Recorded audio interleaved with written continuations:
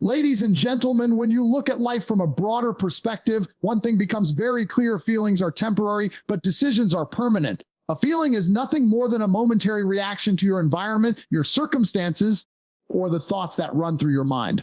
It's like a wave in the ocean, rising, crashing, and disappearing in seconds. But the decisions you make in the heat of that emotional wave can shape the next 10 years of your life. Too many people don't realize the difference between what passes and what remains. They act impulsively, led by anger, fear, sadness, jealousy, or insecurity, and then wonder why their life is stuck in a cycle of regret. What you need to grasp is that feelings will always fluctuate, but the results of your choices don't fluctuate. They remain etched in your reality. Think about the times you reacted out of anger. Maybe you said something you didn't mean. Maybe you burned a bridge. Maybe you walked away from an opportunity just because you didn't feel good in that moment. Later, when the emotion dissolved, you looked back and regretted it. The anger was gone, but the damage remained. That is the danger of letting temporary feelings control permanent decisions. The emotion vanishes, but the scar it leaves behind stays in your life. Imagine how many relationships, careers, and opportunities have been destroyed not because the person lacked talent or ability, but because they couldn't control their emotional impulses. The mind is powerful, but it's also tricky. It makes your feelings seem urgent, as if you must act on them immediately. Fear whispers that you should back away before you even try. Doubt convinces you that you're not good enough. Sadness tells you to give up because things won't get better. These feelings, if not challenged, push you into decisions that lock doors you could have walked through. That's why successful people learn the discipline of pausing before acting. They understand that their emotions are signals, not commands. They don't deny that feelings exist, but they refuse to hand over the steering wheel to them. When you learn to master this, you start recognizing that you don't have to obey every emotion that rises in your chest. If you're scared, that doesn't mean you shouldn't do it. If you're sad, that doesn't mean you should stop. If you're angry, that doesn't mean you should lash out. Feelings should be observed, analyzed, and then put aside while you make a decision based on principles, not impulses. Every major breakthrough in life comes when you stop acting like a slave to emotions and start acting like a leader of your own mind. Think of the difference between a person who reacts and a person who responds. The one who reacts lets the emotion take over and rushes into action without thought. The one who responds feels the same emotion, but takes a step back, breathes, and chooses wisely. That gap between reaction and response is where all power lies. That's where destiny is shaped. If you train yourself to create that gap, you'll avoid countless mistakes that others fall victim to. You'll be the one who moves forward with stability, while the rest are stuck cleaning up the messes caused by emotional choices. There's another layer to this. Feelings are deceptive because they exaggerate the present moment. When you're afraid, it feels like the fear will last forever. When you're heartbroken, it feels like the pain will never leave. When you're doubtful, it feels like the uncertainty is permanent. But look at your past. Every time you thought a feeling was endless, it faded away. Every single time. That should be proof enough that your emotions don't deserve to govern your choices. The truth is, your feelings are liars. They tell you stories that don't match reality. The mind creates drama, magnifies the moment, and tricks you into believing the current storm is the whole climate of your life. If you let those feelings dictate your path, you'll constantly take detours that lead you away from your true potential. The challenge is to rewire how you respond. Instead of asking, how do I feel about this? You must ask, what outcome do I want from this? That shift changes everything. Feelings are about now. Outcomes are about the future. If you choose based on feelings, you'll stay trapped in cycles of instant gratification, regret, and wasted potential. If you choose based on outcomes, you'll endure temporary discomfort but gain long-term progress. The man who builds a legacy doesn't ask himself if he feels like waking up early, working hard, or pushing through resistance. He decides that his vision is more important than his moods, and he acts regardless of how he feels. That is the dividing line between average and extraordinary. You must also understand that your brain is wired to seek comfort. Negative feelings are often just defense mechanisms designed to protect you from risk or challenge. When you feel fear, your brain is trying to keep you safe. When you feel doubt, your brain is trying to shield you from disappointment. When you feel anger, your brain is reacting to a perceived threat. But all of these responses are primitive. They are survival-based, not success-based. If you allow them to lead you, you'll live a life of safety, not greatness. And safety might keep you alive, but it will never make you fulfilled. This is why discipline is more powerful than emotion. Discipline doesn't ask how you feel. Discipline doesn't care if you're tired, sad, angry, or scared. Discipline says, do it anyway. That's why the man who disciplines himself to rise above feelings becomes unstoppable. He can work when he's tired, persist when he's discouraged, and stay calm when others panic. Over time, that consistency compounds into results that feelings could never deliver. That's how destinies are shaped. By choosing discipline over emotions, permanence over temporariness, outcomes over moods. Discipline is the invisible bridge between where you are and where you want to be. Feelings shift like the weather, but discipline is the anchor that keeps you steady when everything inside you screams for comfort. Most people allow their feelings to dictate their actions. They only move when they feel motivated. They only push when they feel inspired, and they only show up when it's convenient. But the truth is, if you rely on feelings to determine your actions, you'll live an inconsistent life, and inconsistency destroys momentum. Success does not come to the man who waits for the right mood. Success bows to the man who shows up, regardless of how he feels in the moment. Discipline over feelings means you make a decision once, and then you stick to it every single day. If you decide you're going to wake up at 5 a.m., you don't renegotiate with yourself when the alarm goes off. If you commit to working on your goals, you don't stop when you're tired or distracted. You understand that the decision has already been made, and your job is simply to honor it. That's how you separate yourself from the masses. Most people are at the mercy of their moods, while disciplined individuals move in alignment with their vision. Think about this. Feelings are deceptive because they always whisper the path of least resistance. They'll tell you to skip the gym, to rest a little longer, to take the easy option to avoid discomfort. Discipline says, no, we do what must be done, not what feels good right now. That's why discipline is the weapon that kills procrastination.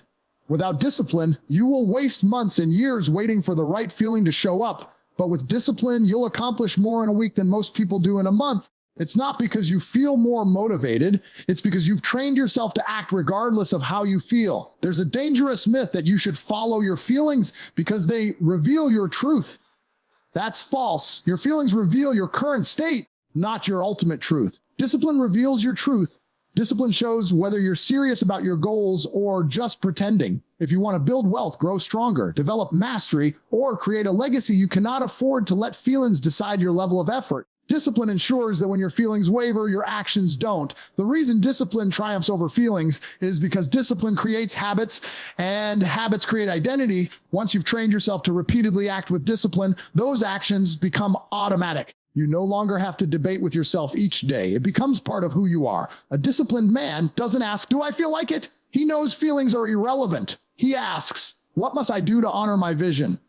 And he does it without hesitation. That mindset builds an identity of strength, control, and reliability. And once your identity shifts, your destiny shifts. Let's consider what happens without discipline. A man driven by feelings may start something with enthusiasm, but he quits when it gets hard. He begins projects, relationships, and routines, but abandons them halfway because his feelings changed. He never builds momentum, never sees results, never experiences mastery, because his life is a series of restarts. On the other hand, the man who prioritizes discipline over feeling sticks with it. He outlasts the storm, he pushes through resistance, and he arrives at results that the emotional man never touches. It's not that he has fewer feelings, it's that he doesn't let them interfere with his commitment. Discipline is also freedom because it removes the chaos of choice. Every day, people waste energy deciding whether or not to act. Should I go to the gym today? Should I work on my goals? Should I resist temptation? But when you live by discipline, the decision is already made. You don't debate. You don't negotiate. You execute. That frees your mind from doubt and hesitation. And ironically, that freedom is where true strength lies. When you are no longer bound by the chains of your shifting emotions, you become untouchable. There will always be days when you don't feel like working, when you don't feel like fighting, when you don't feel like showing up. But discipline says you show up anyway. That's the edge. That's what makes the difference. Everyone can act when they feel good, but only a few can act when they feel drained. Everyone can move when they're motivated, but only a few can move when motivation is gone. Those few rise above the rest because discipline makes them consistent. Consistency creates results, and results build confidence. Discipline also reshapes your relationship with pain and discomfort. Feelings tell you to avoid pain, to retreat into comfort. Discipline teaches you to face pain, to use it as fuel, embrace discomfort as the price of growth. Every rep in the gym, every hour of focus, every sacrifice requires discipline, not feelings. And as you stack these disciplined choices, you become someone who thrives where others break. Your tolerance for discomfort expands, your capacity to endure increases, and your results multiply. Feelings are like a child, loud, demanding, irrational. Discipline is like a parent, calm, firm, unwavering. If you allow the child to run the household, chaos is inevitable. But if you let the parents set the standard, order is established. Too many men allow the childlike nature of their emotions to control their lives, and as a result, they never step into their potential. Discipline silences that noise and puts you back in charge. When you begin to understand the power of detachment, you unlock a different level of control over your life. Negative feelings like anger, jealousy, fear, and resentment have a way of gripping you so tightly that you start to believe you are those feelings. They blind your judgment, cloud your vision, and force you into choices you later regret. But the truth is, you are not your feelings. You are the observer of them. Detachment is the ability to separate who you are from what you feel, to create enough distance between yourself and your emotions so that they no longer dictate your actions. It's the art of stepping back and seeing your feelings for what they are: temporary, fleeting, and often misleading. The man who cannot detach is a prisoner to his emotions. He gets angry and lashes out, ruining relationships or opportunities. He gets jealous and makes irrational decisions driven by insecurity. He gets scared and pulls back from opportunities that could have changed his life. He gets discouraged and quits right before the breakthrough. Each time, it is not the external world stopping him. It is his inability to separate himself from the feelings rising inside him. But the man who learns to detach takes back his power. He sees anger as a signal, not a command. He recognizes fear as an instinct, not a verdict. He treats jealousy as a reflection of his insecurity, not as reality. In doing so, he steps out of the storm and regains control of the ship. Detachment does not mean you suppress or ignore feelings. Suppression is weakness because it only buries the problem deeper where it continues to grow. Detachment means acknowledgement without surrender. It's the difference between saying, "I am angry," and saying, "I notice anger inside me." That one shift in language separates you from the feeling. It allows you to stand above it rather than drown in it. When you train your mind to detach, you create space. In that space lies choice, and choice is where true power is found. Think of your feelings as weather patterns. They come and go. A storm may rage, but it will pass. The problem is, most people build permanent decisions during temporary storms. They act out of the thunder of anger or the fog of sadness, and when the skies clear, they are left with damage that could have been avoided.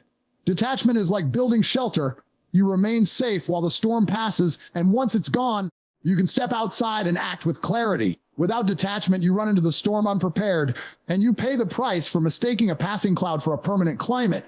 The ability to detach requires discipline of thought. The mind is naturally reactive. It wants to immediately respond to whatever it feels. Someone disrespects you and anger flares. Someone succeeds where you failed and jealousy spikes. An opportunity arises and fear makes you hesitate. But if you've trained yourself to detach, you don't immediately act on those impulses. You step back, you analyze, you ask, what is the truth behind this feeling? Is this guiding me toward my vision, or is it pulling me away? By asking those questions, you interrupt the automatic reaction and replace it with deliberate response. That is mastery of self. Detachment also builds resilience. Life will test you with losses, failures, betrayals, and hardships. If you are attached to every negative feeling, you will collapse under the weight of those tests. But if you detach, you become untouchable. You still feel pain, but it does not define you. You still feel fear, but it does not stop you.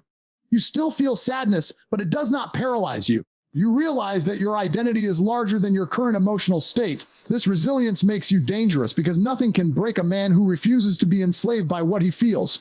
Consider how powerful this makes you in competition, business, or relationships. While others are ruled by ego, pride, or insecurity, you remain centered. You can make clear decisions while others are clouded by emotion. You can negotiate calmly while others are driven by anger. You can take risks while others are paralyzed by fear. Detachment separates the average from the elite because it keeps your vision in focus while everyone else is distracted by their inner storms. It's also important to realize that detachment does not mean indifference. It doesn't mean you don't care. It means you care enough to not let emotions sabotage your mission. Detachment is strength disguised as calmness. It's the ability to remain steady when others crumble, the ability to maintain perspective when others lose it. People may mistake your calmness for coldness, but it's not coldness, it's control. And control is the foundation of true power. When you practice detachment, you start to see feelings as tools, not masters. Anger can fuel action, but only if you control it. Fear can sharpen awareness, but only if you don't let it stop you. Sadness can bring reflection, but only if you don't drown in it. Jealousy can reveal your desires, but only if you don't act out of insecurity. Detachment gives you the ability to use emotions as information without being dominated by them. You become the driver, not the passenger. Detachment is ultimately about clarity. When you detach, you see reality as it is, not as your feelings distort it. You see opportunities where fear says none exist. You see solutions where anger says there is only conflict. You see progress where sadness says nothing matters. And in that clarity, you make decisions that move your life forward instead of keeping you stuck. That clarity is what allows you to build a future based on purpose rather than on impulse. Reprogramming your mind daily is the process of taking conscious control over the thoughts that run through your head and deciding what will dominate your internal dialogue. Most people live their entire lives with a mind that operates on autopilot, repeating the same patterns of fear, doubt, insecurity, and limitation. They wake up in the morning and immediately replay yesterday's emotions, yesterday's worries, yesterday's failures, and then wonder why their life looks the same year after year. What they don't realize is that the mind is programmable, and just like a computer, it will produce results based on the software you feed it. If you don't deliberately install new programming, it will keep running the old code that keeps you stuck where you are. The challenge is that your mind has been conditioned since birth. Family, culture, school, and society have all imprinted their beliefs into you. Some of those beliefs may serve you, but many of them work against you. If you were told you weren't good enough, that money is hard to earn, that success is reserved for a chosen few, that failure is something to be ashamed of, then those beliefs still operate in the background of your mind. Every time you try to step forward, the old programming pulls you back, reminding you of limitations that don't even exist. Reprogramming your mind daily is about interrupting those limiting patterns and replacing them with empowering ones that align with the life you want to build. This is not a one-time act. Just like physical fitness requires daily exercise, mental reprogramming requires daily repetition. The mind is stubborn. It clings to old habits and resists change. That's why most people give up after a few days of trying. They say affirmations once, they read a book once, they visualize their goals once, and when nothing changes immediately, they go back to their old programming. But the ones who transform their lives are those who understand that this is a process of conditioning, just as years of negative input created your current mindset. Years of deliberate input can create a new one. Each day you rewire your mind, you weaken the old programming and strengthen the new one until eventually it becomes automatic. Reprogramming starts with awareness. You have to catch the thoughts that run through your head and challenge them. When fear says, "You can't do this," you replace it with, "I am capable and I will find a way." When doubt says, "You're not ready," you replace it with, "Every step prepares me for the next." When insecurity whispers, "You're not good enough," you answer with, "I am more than enough because I refuse to quit." At first, this feels unnatural, almost like lying to yourself. That's because your old programming has been repeated so many times that it feels like truth. But if you repeat the new programming with the same intensity, it will eventually override the old patterns and become your new default. Visualization is another tool in this process. The mind doesn't know the difference between imagination and reality. It responds to the pictures you feed it. If you constantly imagine failure, rejection, and struggle, your mind will reinforce those outcomes by filtering reality through that lens. But if you deliberately visualize yourself succeeding, achieving, and overcoming, your mind begins to accept that as possible. Over time, it stops resisting and starts working toward it.